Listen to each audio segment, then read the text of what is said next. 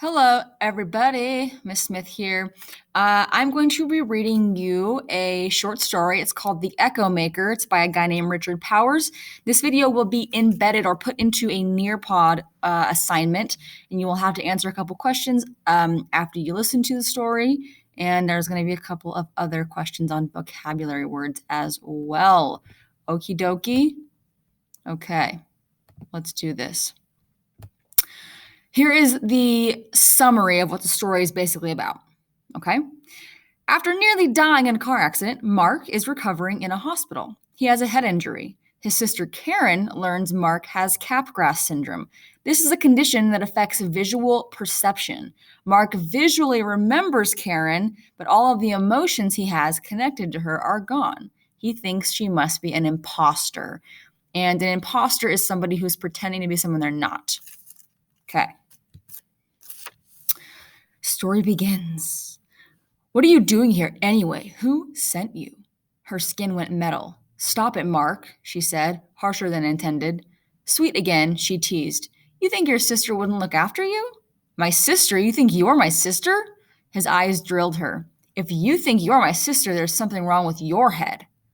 She grew eerily clinical. She reasoned with him, laying out the evidence, like reading aloud another children's story. The calmer she was, the more upset it made him. Wake me up, he wailed. This isn't me. I'm stuck in someone else's thoughts. Days later, Mark was still denying her.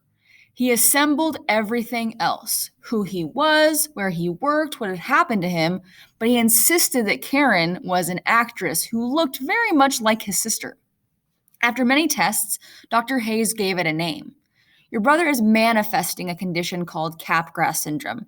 It's one of a family of misidentification delusions. It can occur in certain psychiatric conditions. My brother is not mentally ill. Dr. Hayes winced. No, but he's facing some massive challenges. Capgras is also reported in closed head trauma, although it's incredibly rare. Damage in precise, probably multiple spots. There are only a couple of cases in literature. Your brother is the first accident-induced Capgras patient I've ever seen.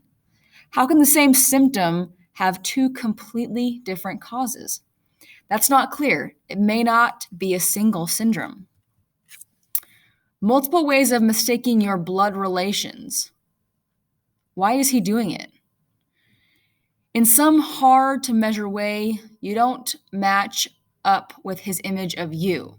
He knows he has a sister. He remembers everything about her. He knows you look like her and act like her and dress like her. He just doesn't think you are her. He knows his friends. He recognizes you. How can he know strangers and not? The Capgras sufferer almost always misidentifies his loved ones. A mother or father, a spouse. The part of his brain that recognizes faces is intact. So is his memory, but the part that processes emotional associations has somehow disconnected from them. I don't seem like his sister to him?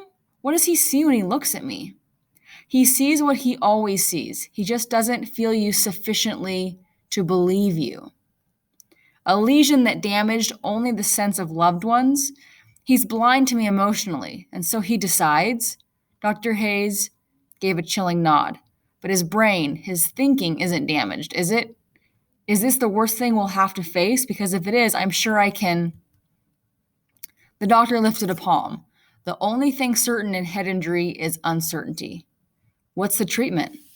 For now, we need to watch, see how he develops. There may be other issues. Secondary deficits, memory, cognition, perception. Capgras sometimes shows spontaneous improvements. The best thing now is time and tests. He used the phrase again 2 weeks later. She didn't believe Mark had any syndrome.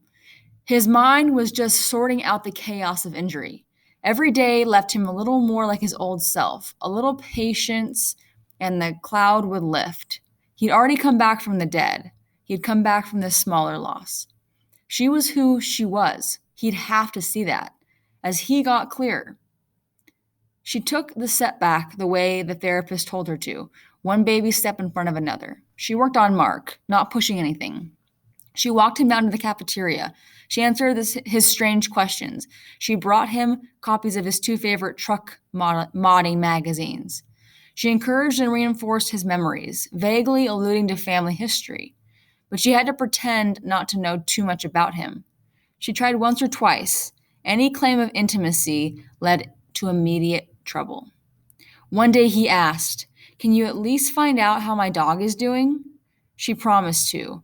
"And for God's sake, would you please get my sister here already? She probably hasn't even heard."